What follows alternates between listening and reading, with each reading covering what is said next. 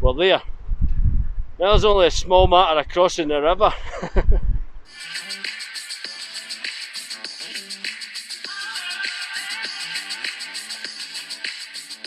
Good afternoon YouTube and welcome back to the channel. If this is the first time you've joined me, I do all things motovlog on my steed of choice, 2021 Royal Enfield Himalayan. And yeah, I know she needs a wash, but she's well used. So folks, the plan for today is I'm going to go camping in Scotland without a tent for free.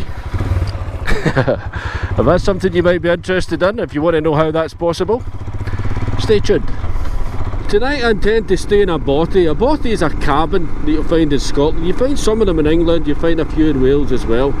But I'm headed over towards Moffat. It's an area I don't know that well. And it's a little sort of touristy town. But I'm not going to be stopping there. I'm just going to be passing through. And that's because in that sort of general area, that region, there's probably 3 or 4 Bothys that I could visit within sort of, you know, 20-30 minutes of that little town. So I don't know exactly where I'm going to stay yet, but the whole idea is I want to try and find somewhere that's reasonably accessible on the bike. Look at this little loch. Not to be confused with Castle Douglas, although there is a castle here, just as there's a castle in Castle Douglas. But you've got Castle Douglas in Dumfries and you've got Douglas Castle.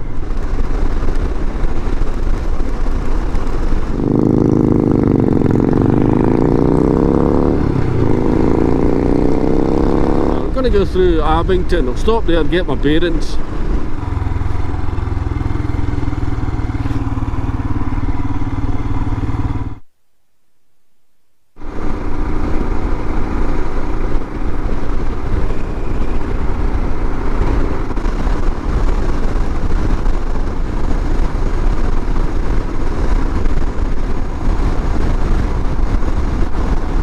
Bad timing. There we go. After this one, you see all these hills around here, folks. That's why we're going to find some Bothys up and around here. Anywhere you find hills in Scotland, you'll find some Bothys. Well, you might find them if you know where to look. Oh, it's a cool church. Wow, look at that. It's kind of gothic.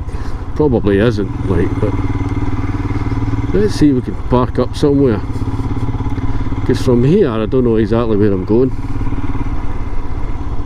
Wow, look at this little town.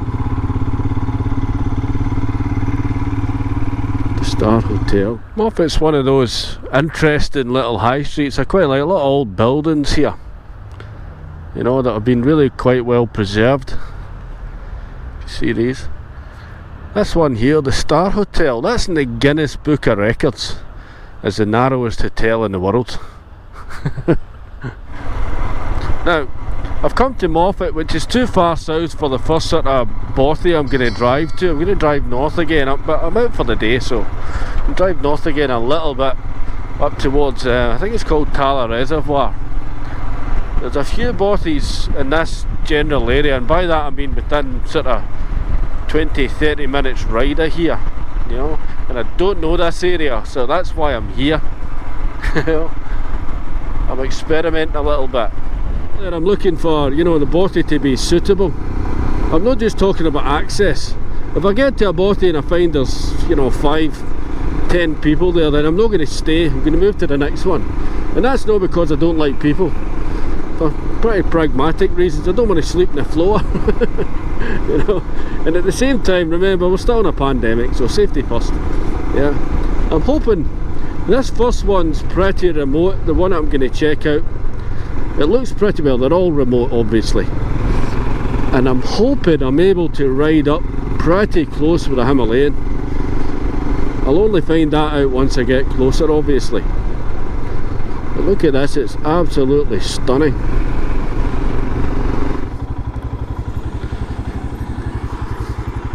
My days. So there we go, this is Ericstein. I never knew this, but this is where Robert the Bruce first met young James Douglas, the Black Douglas. He pledged his allegiance to him for life.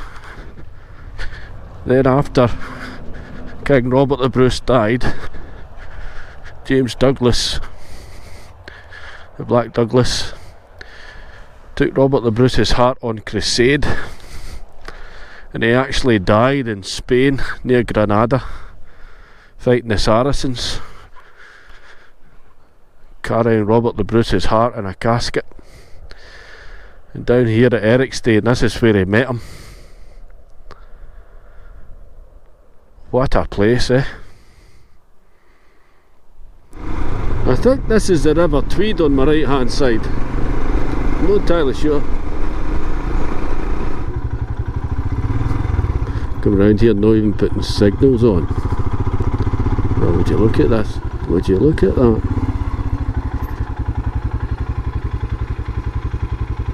People all out swimming. Wow. The river's in spate right enough.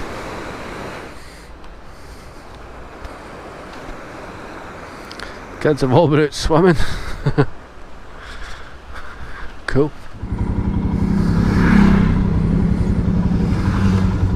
So, this little road should take me out into the wilderness somewhere. Hopefully. Find somewhere to stay for the night. This must be a reservoir up here, because that looks like a water chute for a reservoir. Oh well, that means I'm getting really close to sort of where I want to be. So would you look at this?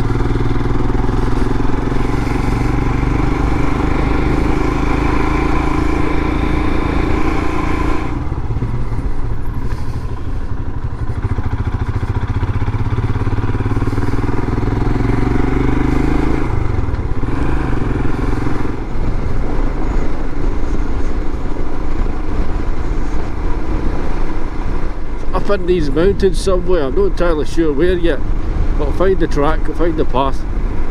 Hopefully I can ride up on the bike, that's the plan. I need to find my bearings because I don't know which way I'm going now. Now I've gone past the entrance for the path that goes up to the Bothy. Now the gate is locked, which means I won't be able to take the bike up, but it's not that far a hike. It's stunning. Painful. Painful. I'm just absolutely gobsmacked, honest to God. Gobsmacked. I'm gonna need to come here more often. Oh my days. Wow.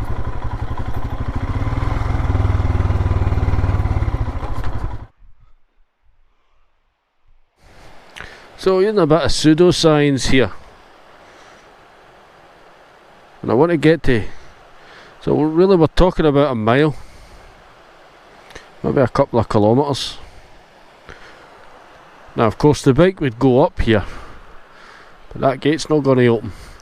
It's only a mile, so I think I'll just grab a pannier with my stuff in it and I'll hike up. It's close enough.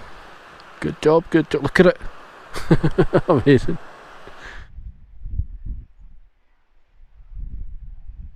Things I do for science. What a place. It's windy. And then I've got about 2 hours of daylight before it gets dark, so I reckon maybe 10 minutes will get me up the hill to the Bothy. Cross the fingers.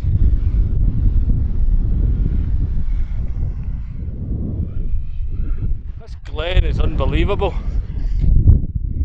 I pity that gate was locked because you'd definitely get the bike up here.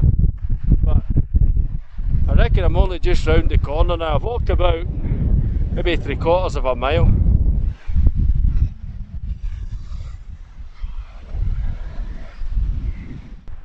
Just try to get out of the wind.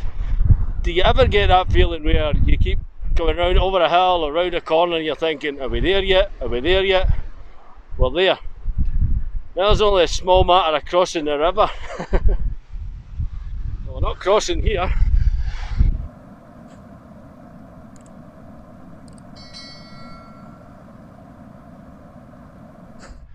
So here she is. She's not exactly big. Games Hope, Bothy. Now, as you can see, we're in the middle of nowhere, folks. But you can go wild camping in Scotland without a tent. Just don't expect any electricity.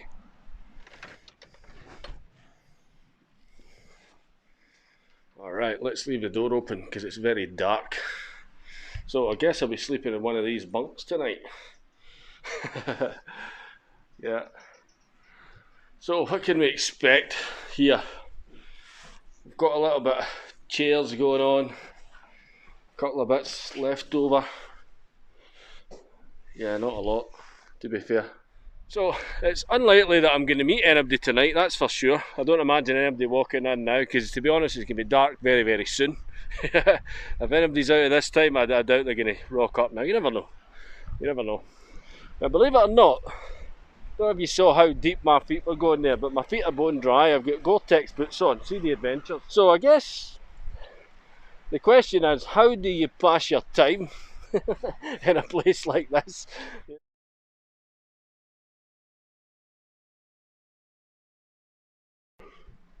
Guess this is perfect for doing your makeup.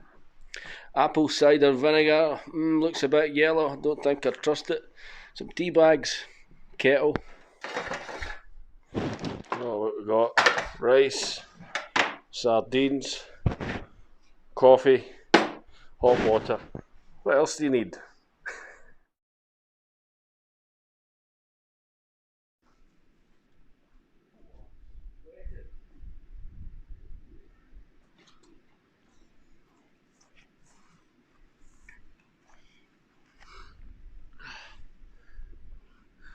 Beach life. You seen a beach anywhere? That's all good. Oh, that's nice. Somebody's in love. This, frankly, is the easiest way to do it. If you're here on a one-nighter. Now, got my stove and all that, but because I had to hike this sort of mile and a half, I would say it was, I decided to leave the stove, yeah. So I brought one pannier up, sleeping bag and all that. But the beauty of these sort of microwave rice things is they're already cooked, yeah. Tin of sardines, boom, you're fed. Fancy some games, Martin?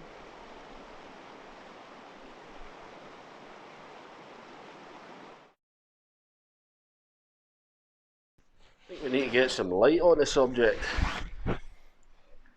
Sleeping bag.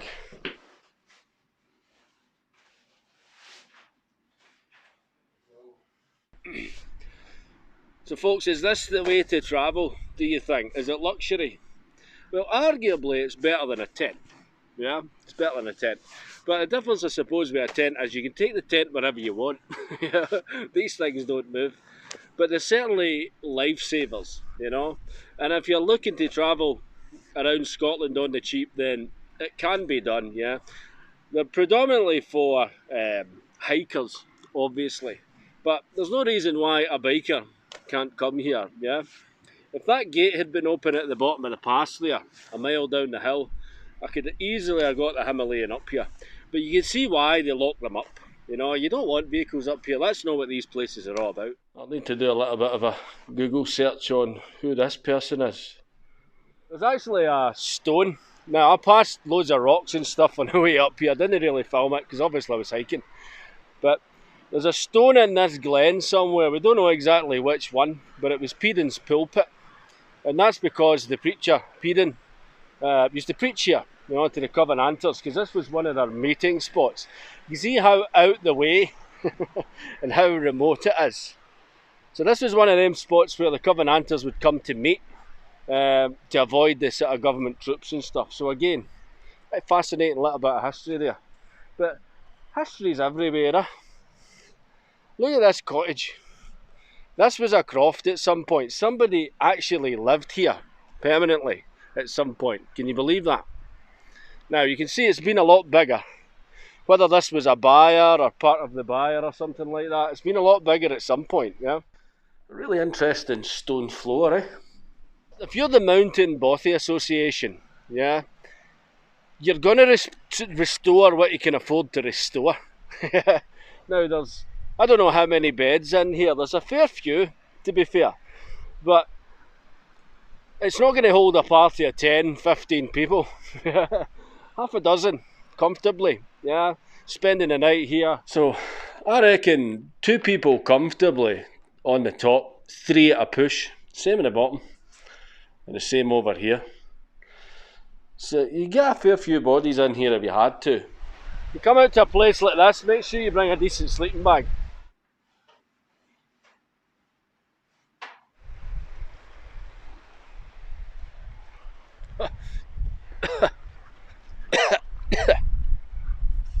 Wet. So folks, as you can see, there's no Wi-Fi signal, there's no electricity, you've got running water, yeah, there's no bathroom, but you don't need to worry about that. I'll give you 3 guesses what this is for. The obligatory bog roll. It's getting nippy, it's getting dark. A few minutes.